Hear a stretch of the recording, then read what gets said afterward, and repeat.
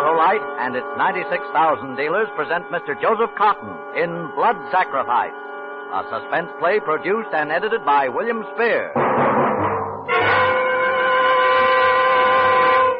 Hap, me boy, here's one that'll rattle the ivory between your ears. What is it that carries water, has plates, gives continuous service, and is associated with a good tip? A waiter. Oh, how dumb can you be? Listen, I'll make it easy. It needs water only 3 times a year in normal car use, and it's a tough little bundle of potent energy. Now what is it? Camel? Oh, give me strength. Look, Slap Happy, it's the famous Autolite Stay Full battery. The battery that needs water only 3 times a year in normal car use.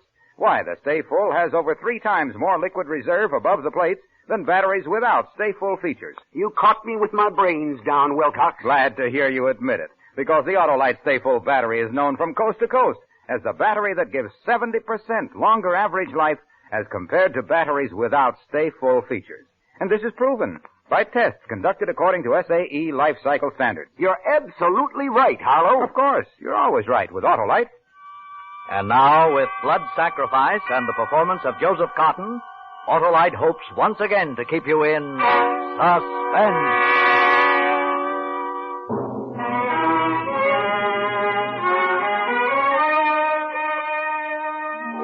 His dressing room.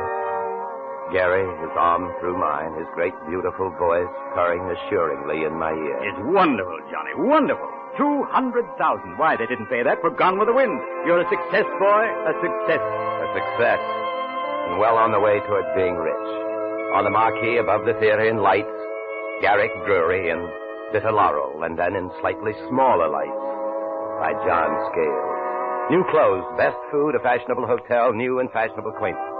And I owed it, every bit of it, to Garrick Drury. Everyone said that, everyone except Gary. We'd just finished seeing the men from the motion picture company. Gary had been charming, courteous, thoughtful, protecting my royalties, protecting his rights, and finally they were gone. Walters, Gary's valet, came into the room. Anything else, Mr. Drury? Not tonight. I'll pick you up in the car at the stage door in 5 minutes. Yes, sir. I'm going to see Mr. Scales to his taxi. Sure I can't drop you anywhere, John? No, quite sure, thanks. Glad to, you know. Oh, Walters. Oh, yes, sir. Bring along that play of young, what's his name, Ruggles, Buggles, you know who I mean. I promised Fanny Taylor I'd read it, but, well, it's perfectly useless, of course. We'll be playing Bitter Laurel for another 2 or 3 years yet. Eh, what, John? Well, come along. 5 minutes, Walters. Yes, sir.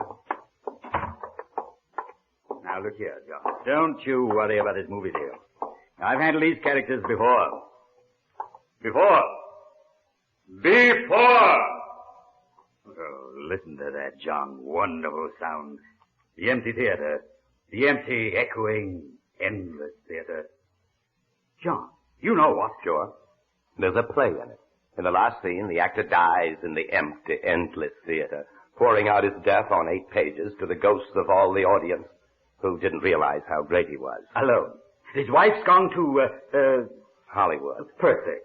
Well, what are we waiting for, Johnny? I'll put you in your taxi, you go home and write it, bring it to me tomorrow night. We'll fix it, and there we are. I can read the notices now. It is sensational, aren't they? Garrick Drury does it again. Actor's death scene draws bravos. Sir Garrick Drury, maybe. Well, come on, we'll get you on your way. Good night, Mr. Drury. Thought your performance was exceedingly fine tonight. Thank you. Good night, Scotty. Waters will be right out. You can lock up. Good night, Mr. Drury, Mr. Scales. Night, Scotty. Well, this is raining. There's a cab stand right at the corner. We make a run for it. John, look out!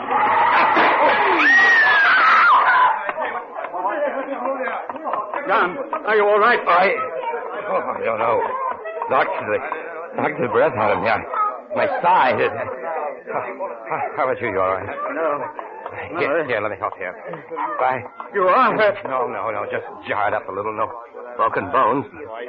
Gary. Oh, my Lord.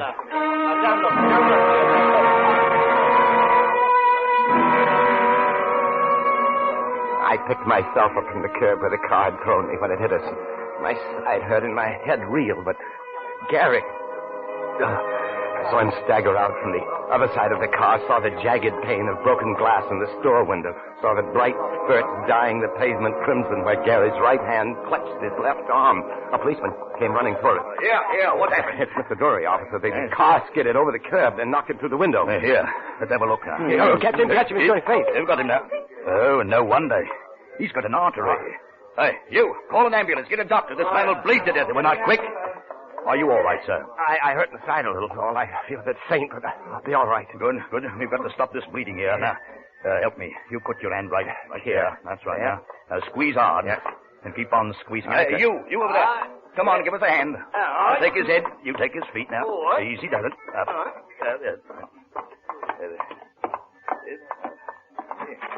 What happened? Mr. It's Drury. been an accident. Walters, here. Come, give me a hand. Hang on to the artery now. I'm trying to now. What is it, Mr. Stephen? Accident. Mr. Drury cut an artery. Here. There's a couch in Mr. Drury's dressing room office. Right around this way. What's the matter? What happened to the light? Turn up the light. He fainted, Gary. I see. All right. Here on the couch. Easy now. Down we go. Now, you, get an ambulance and a doctor. All right. My left arm, ain't you? You suppose I'll lose the use of it? Lord. Well, it's lucky it's the arm in play, isn't it, John? I can always go on playing cheat. Always. The rest of my life. My place. All the rest of his life. Oh, that is the blood. I began to be sick. The officer took his strong hand and gripped the artery in Gary's arm above my own shaking fingers. Now, you look peaking. Lie down, Mr. Scales. Let me hold that. Now, you, help rig up a tourniquet. Well, Walters, whatever your name is. Will someone try to get a doctor? Just call for the doctor. There's no one on emergency. Everyone's out, and so are the ambulances. Then call a private hospital. This man is bleeding to death.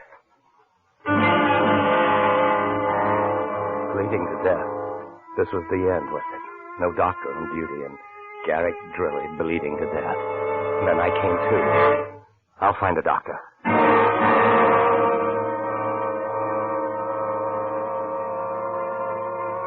But it was 40 minutes before the doctor finally came. 40 minutes while Garrick Drury's life seeped out from the improvised tourniquet. The doctor set down his bag and took one look. We're still trying to get hold of an ambulance, Doctor. Oh, never mind. We couldn't move him now anyway. There's only one thing to do. Give him a transfusion right here. Yes. Well, first we'll make a decent tourniquet. I'll test his blood for type. Oh, by the by, wait around, all of you. I have to find someone among you with type of blood that matches his. Gary lay on a couch behind a screen in his dressing room. And there was a plate on the table, one with a border of pink roses from which, during rehearsals, we'd often eaten hasty sandwiches. Now there were 4 round blobs of red on it. Blood. 2 blobs of mine and 2 of Gary's valet, Walters. Behind the screen, Walters was blubbering with grief while an intern, arrived at last with the ambulance, was murmuring fearfully. But, Doctor, I can't find his pulse. You can't. What? Wait a minute. Here, you idiot, let me see. Yes, of course, here it is. But we must hurry or we'll be gone. Steady now, Walter, steady. We know you love him. We're doing all we can. Now, go look at those tests. The important thing is to give transfusion as soon as possible. Let me give it. I'll give my life for Mr. Drury. Let me give the transfusion. No. We'll see. I've already told you Drury's blood is type 3, very difficult. Can only give him a transfusion from someone of his own type or a type 4 universal donor. Anything else would be like giving him prussic acid. I only hope that you or Mr. Scales will do. We'll have to make sure. All right, now let me see. The doctor bent over the plate, pouring liquid out of vials onto the red drops. I stood where I'd been standing when he put the blood onto the plate before the intern's voice had cried out. Doctor, I can't find his pulse. Walters and the doctor had plunged around the screen to where Gary lay unconscious. I watched while the doctor finished with the vial. Then he picked up a grease pencil from the dressing table and drew a line across the plate, cutting it in half. Then with the pencil, he marked the side on which I stood with an S, and the side on which Walters had stood with a W. Now we'll be sure of which is which. It will take a few minutes to see if there's any agglutination. Oh, let's hope. That's all we can do is hope. And he disappeared once again behind the screen. It was then that I noticed the one rose on the border of the plate which had been blurred in the firing. I'd noticed it before many times. I'd noticed it today in the last few minutes, looking stupidly at it, as you do at such things. But before the doctor had marked it, before he and Walters had gone running behind the screen, then hadn't the blood rose been on the left, my left? But now it was on the right. Might Walters, in passing, have brushed it and turned it around? I stood and stared at the tiny pool on the side marked W. Little hard purple crystals were beginning to form around the edges. I looked at the side of the plate marked S. My side, supposedly. The blood was clear and bright. But what if the plate had been turned around? And the blood on the other side was mine. It was mine that was forming little purple crystals. I stood staring at the plate as the doctor came around from behind the screen. Now, let's have a look at this. Well, looks as though we're in luck. Is it mine? May I give him the transfusion, sir? Sorry, old man. Not unless you want to murder him. Oh. No, but Mr. Scales here, it looks as if he were that useful animal, a universal donor. All right, Mr. Scales, let's make ready. What? You're it, Mr. Scales. There's something I ought... Well, I ought to mention that... You're not frightened, are you? There's No, not that. no danger from giving a transfusion, you know. No. The donor, that is. No, I'm not Then frightened, come around Doctor. here and let's get busy. We haven't much time. Doctor, Hello, John, old fellow. What's this? Final curtain? Don't be silly. Such a rotten exit. Dying, Egypt. Dying. Oh, you're not dead yet, not by a long shot. Take off your coat, Pete, Mr. Scales, and roll up your sleeves. Rotten exit. Rotten break for you too, John. You'll have to close the play. Close the play. Close the play. I'm ready, Doctor. To be sure. Now sit down here. Hold still. You will hardly notice this. Make a fist. Like Tight. this? That's it. Maybe feel a little dizzy for a minute afterward, but in an hour, you'll be as right as rain. Now still. Yeah. Not bad, was it? Lie back. That's right. Good old John. Give me... Lord, what a publicity story this will make. Playwright at actor's bedside gives blood to save famous star's life.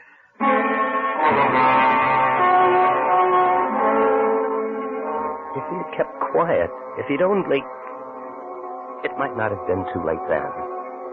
But then I knew that I would never tell the doctor. I would never tell anyone. I would only wait and see. The revulsion, the contempt, the hatred that had been caged up in me for that smiling, posturing ape on the couch leaped now, clawing at the bars, howling for revenge. Going all right, Scales? Yes. Yes, perfectly. Thank you, Doctor.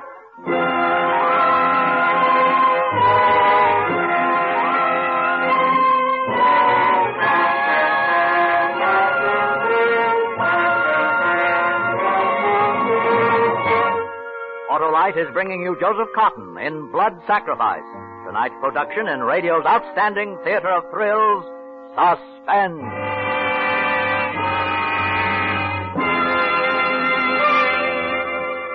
Now it's my turn, Wilcox. Riddle me this. What is it that lives a long time, has great power and endurance, and can store water? Well, that's easy, Hap. An Autolite Stay Full battery. Oh, no.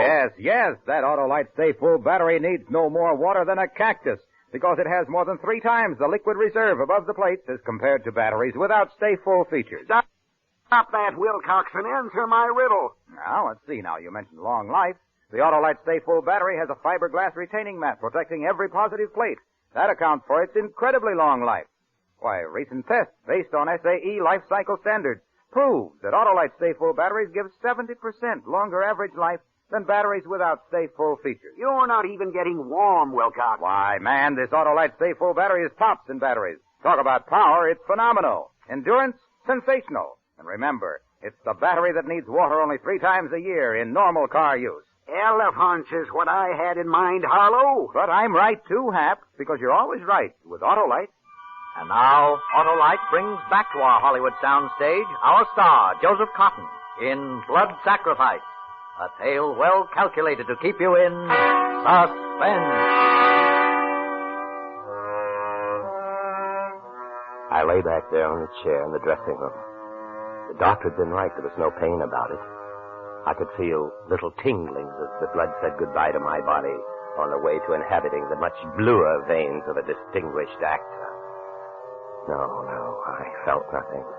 Only a gentle warmth after a while and a lovely serenity. And with it came little visual effects inside my closed eyelids, a kaleidoscope like they use in films to dissolve into flashbacks. That was it. Yes. I was having a flashback.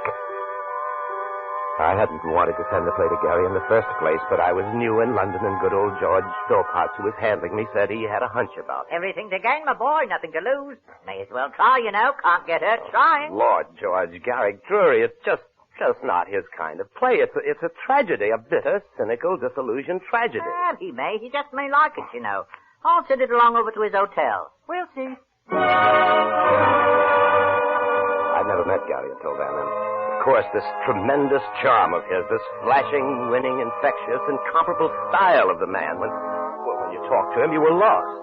And he did like the play. At least he said he liked it. Oh, yes, wonderful idea. Very strong. Perhaps a little grim, but then these are grim times. Of course, there are one or two things that need touching up, and we may have to make a change here and there.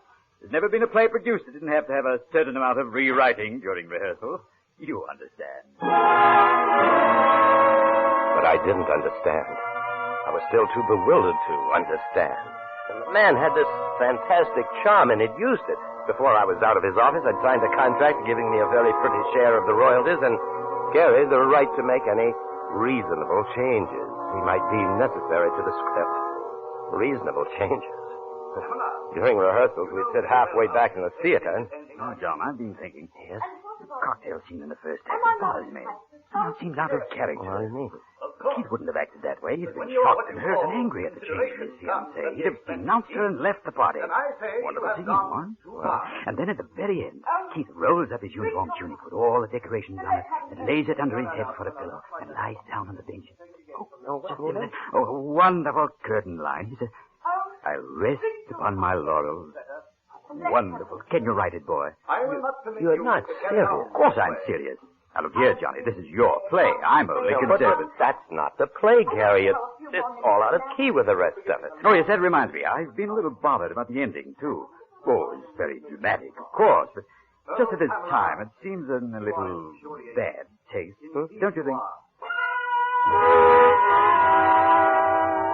The play, altered, butchered, finally opened. We sat up waiting for the morning papers, and then they came. I read them, and I wanted to run away and couldn't. The voices of the critics saying to the public, This broken-back play is only held together by the magnificent acting of Mr. Garrick Drury. Saccharine as it is, bitter laurel provides a personal triumph for Mr. Garrick Drury. Nothing in the play is consistent except the assured acting of Garrick Drury. Mr. John Scales has constructed his situations with great skill to display Mr. Drury in all his attitudes, and that is a sure recipe for success. We prophesy a long run for bitter laurel.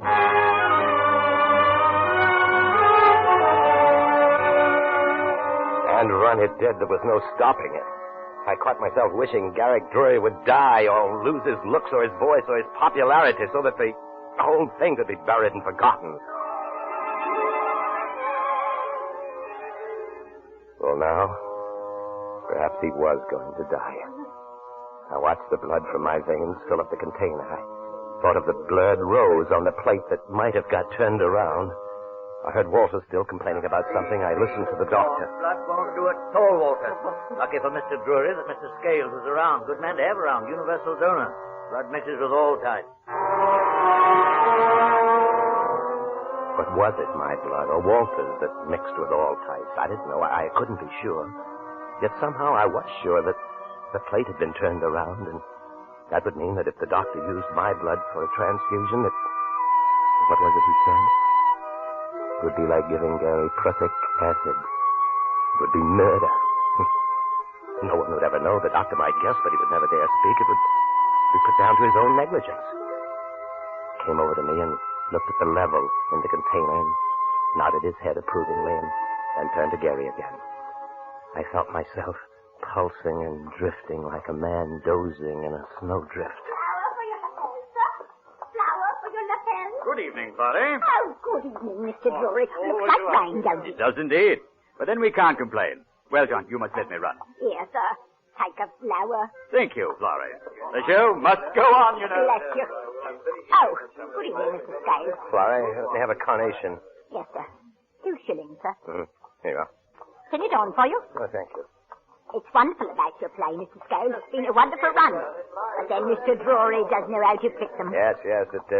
Looks as if it might run forever, doesn't it? No matter what he's in, they all come to see him. Not that yours isn't a wonderful play. Mr. Drury gave me a ticket for the second night. Oh, He's always so thoughtful. Oh, what'd you think of it? I thought it was lovely. I cried ever so when Mr. Drury came back with only one arm and found his fiancée with that other fellow at the cocktail party. Exactly. I will rest on my laurels. That was a beautiful curtain line you gave him there, Mr. Scales, and the way you put it over. Yes, there's no one like Drury to put over that kind of line. Good evening, Florrie. Oh, good evening, Mr. Scales. Bitter Laurel. Oh, good Lord, Molly, Sheridan, hello. It's good to see you. It's been months. Look who's here. New York's rising drama. Oh, no, don't. Have you seen it? I sent you tickets. Yes. Kind of you to think of us in your busy life. Yes, we saw the show. Oh, I know. But like a fool, I signed a contract without a controlling clause, and by the time Drury and his producer had finished knocking the script around, there wasn't much. John, it's a shame. Now, look, let's forget the play and go have a drink together, shall we? Oh, sorry, Opa. We have to think of our reputations, you know. Good night, John. Come along, Terry. John. Well, John, it was a good play. How under any circumstances could you have let them do this to it? Come along, Sherry. Good night, John. yes. Good night, John. Good night. Hi. Almost full court. That ought to do it. Feel all right, Mr. Scales? Yes. Good. Now, we'll throw you out of here and go to work. The doctor ushered me out of the room onto the stage. I saw him disappearing around the screen with a flagon in his hands as I closed the door. Just as I thought. There were the reporters waiting. I sat down. I felt weak, not right at all. Mr. Scales, how is he? Yes, Will he live, do they think? Well, they think he may. They're giving him a transfusion. Oh, with your blood. Oh, what a story. Please don't use that. Oh, yes, we know how you feel, but after all. I'm just doing what anyone else would do. He was my friend. I owed him everything. Well, of course, but you're a hero. You don't know how people feel about Garrick Drury. Don't I? Oh, incidentally, Mr. Scales, we hear you sold the screen rights to the play. Oh, no, not yet. It was, we've been talking it over tonight. But if anything happens to Mr. Drury... You mean we won't sell, huh? If anything happens to Gary, Bitter Laurel will never be performed again. My hands were wet and cold, and I could feel the perspiration running down my back. My head was light, and I seemed to be walking on air. The voices of the reporters were distant and indistinct. I felt the sudden need to lie down, to rest, sleep. And the door to Gary's dressing room opened, and I saw the doctor standing there. His face and his voice were blurred. Scales, will you come, please? What is it? He's complaining of a pain in his back. He did almost immediately. We started the transfusion. He's asking for you. Of course. I don't understand it. I don't understand. We all did our best. So much hemorrhage, shock, cardiac strain. It's always a gamble, you see, when the operation is left so late. Sometimes there is a particular idiosyncrasy. I should have preferred a direct test, but that's no good if the patient dies while you wait to make sure. Mr. Drury. Oh, Mr. Drury. What is it? Where's Bran? Oh, his son? No, he's understudy. He'll be here in a minute, Mr. Drury. They're waiting. Bran. Fetch Bran. The curtain must go up. Oh, I don't understand it. Yes, he's dead. Why did he die, Doctor? Blood transfusion, but I don't understand it. Mr. Scales is a type 4 universal donor. Still, there are sometimes personal idiosyncrasies. Yes,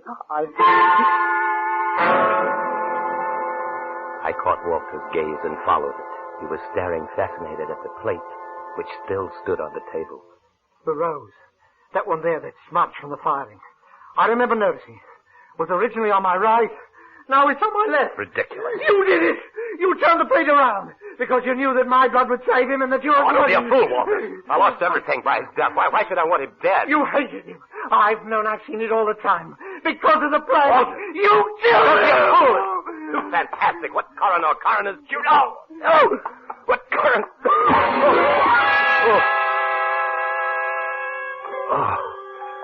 And it happened. There. The roaring in my ears, the spastic constriction of my stomach. The room began to teeter and twirl. I staggered toward a chair. I could hear the doctor faintly as though from a long, long way off. What's the matter? What is it? Easy now. It's shock. No, here,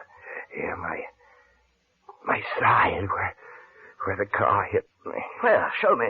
Just here. Good Lord, man. Why didn't you tell us? You're hurt.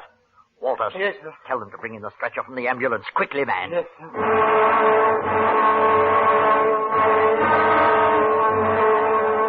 It's ironic. When the car hit me, it was an injury to the spleen. The spleen, think of it. So you see, all the time I was giving Gary blood for a transfusion, I was bleeding to death inside myself.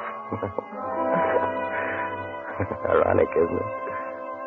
Death from shock and loss of blood. They gave me a transfusion, too. Too late.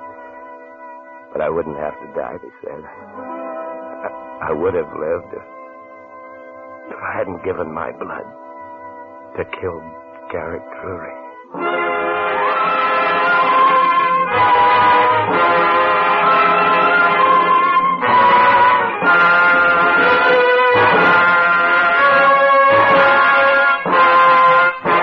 Suspense, presented by Autolite. Tonight's star, Joseph Cotton. Simmer down, Harlow.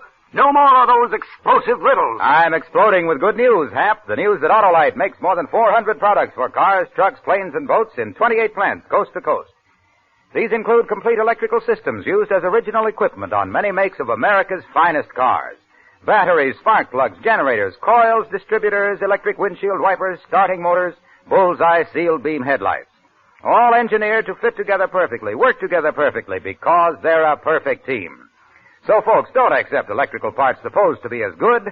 Ask for and insist on Autolite, original factory parts at your neighborhood service station, car dealer, garage, or repair shop. Remember, you're always right with Autolite.